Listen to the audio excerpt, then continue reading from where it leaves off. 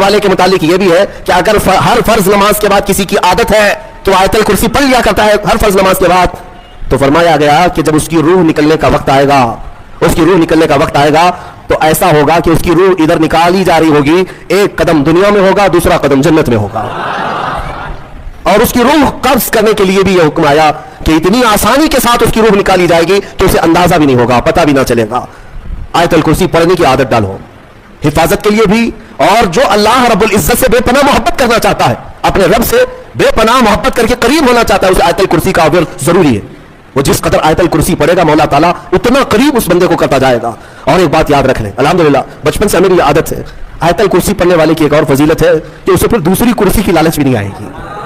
ہاں، کرسی والوں کو میں یہ کہتا ہوں آیت الکرسی پڑھا کرو تاکہ یہ نحوست دل سے نکل جائے، یہ کرسی وہ کرسی وہ کرسی یہ کرسی، کب تک کرسیوں کے پیچھے چلو گے؟ جس کے پاس آیت الکرسی ہو، جیسے دیکھو اجمیر کے خواجہ کی کرسی آج تک کوئی نہیں ہلاتا، کوئی نہیں ہلاتا، اور اس کرسی کے لیے کبھی الیکشن بھی نہیں ہوتا۔ ہماری بات ہمارے اور 100 نسلیں بھی آئیں گی، ہندوستان کا بادشاہ وہ نسلیں غریب نواز کو ہی سمجھا کریں گی، کیوں؟ وہ آیت الکرسی والے بادشاہ ہیں۔ لہٰذا ہے سنی مسلمانوں، آیت الکرسی کا ورد رکھو۔ یہ کرسیوں کی لالچیں بھی بہت خطرناک ہوتی ہیں، بسا اوقات انسان کو کافر بنا دیتی ہیں، بسا اوقات انسان کو گمراہ کر دیتی ہیں۔ ہم نے دیکھا ہے اولیاء اکرام کی تعلیم میں، اولیاء اکرام جب کسی کی تربیت کرتے ہیں نا تصوف میں، تو تربیت میں سب سے پہلے وہ 2 چیزوں کو مارتے ہیں۔ پہلی چیز یہ ہے کہ کھانے میں لالچی نہ ہو، بہت زیادہ کھانا بند کر دو۔ اگر کسی ولی کے دربار میں تربیت لینا ہے تو پہلی تربیت وہ یہ کرتے ہیں کھانے پر کنٹرول، اور دوسری تربیت کسی بھی مقام، مرتبے، منصب اور کرسی کی لالچ ہرگز نہیں۔ کوئی عمل اس لیے نہیں کرے گا کہ مجھے یہ مقام ملے، دنیاوی منصب ملے۔ اسی لیے میرے آقا صلی اللہ تعالیٰ علیہ وسلم نے بھی ارشاد فرمایا کہ دنیا طلب کرنے والا اگر علم دین بھی حاصل کرے گا تو ایسا ہی ہے جیسے خنزیر کے گلے میں موتیوں کا ہار ڈالا جا رہا۔ حب جاہ، حب مال، حب مقام، حب منصب، یہ بری خصلتیں ہیں۔ اللہ ان تمام چیزوں سے ہمیں محفوظ رکھے۔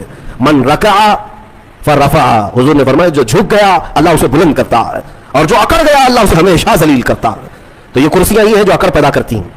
آیت الکرسی کا ورد ہمیشہ رکھو، بہت ساری چیزوں سے تمہیں محفوظ کر دے گی۔ آخری بات، اس میں تیسرے پارے کی ایک بہت ہی اہم چیز بیان ہوئی ہے، وہ کیا ہے؟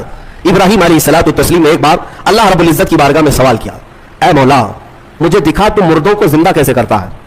اللہ نے پوچھا کہ اے ابراہیم کیا تجھے یقین نہیں ہے؟ کہا کیوں نہیں، یقین ہے مولا، لیکن آنکھوں سے دیکھنا چاہتا ہوں، لیطمئن قلبی، تاکہ میرے دل کو اطمینان ہو جائے۔ سنو، اللہ مردوں کو زندہ کرتا ہے یا نہیں کرتا؟ رب تبارک و تعالیٰ قادر مطلق ہے، سب بکھر جانے کے بعد بھی وہ دوبارہ زندہ کرے گا۔ ہاں، کئی واقعات ہیں۔ حضرت عزیر علیہ السلام کا واقعہ بھی آج ہم نے تلاوت کیا۔ ایک نبی تھے اللہ کے، 33 سال کی عمر تھی، وہ اپنے خچر پر جا رہے تھے، ایک بستی کو دیکھا اجڑی ہوئی تھی، اجڑی ہوئی۔ انہوں نے یہ پوچھا اللہ کی بارگاہ میں کہ مولا یہ سب پوری بستی اجڑ گئی، یہاں نہ سبزے اگتے ہیں، نہ درخت، نہ پودے، کچھ نہیں، کیا پھر اس بستی کو تو دوبارہ زندہ کرے گا؟ تو حضرت عزیر علیہ السلام کو اسی وقت نیند لگ گئی، سو گئے۔ وہ سوئے تو 100 سال کے لیے سو گئے، 100 سال کے لیے وہی سو گئے، اور جس خچر پر آئے تھے، جو کھانا لے کر کے آئے تھے، اس کو بھی نیند لگ گئی۔ نیند کیا ہے؟ موت کی بہن ہے، اللہ نے سلا دیا۔ 100 سال کے بعد اٹھایا اللہ نے، پوچھا عزیر سے کتنے دن یہاں ٹھہرے رہے؟ کہا میں تو صبح آیا تھا، دوپہر ہو رہی ہے۔ اللہ نے فرمایا ذرا اپنے خچر کو دیکھو، تمہارے کھانے کو دیکھو، تم 100 سال یہاں ٹھہرے ہو۔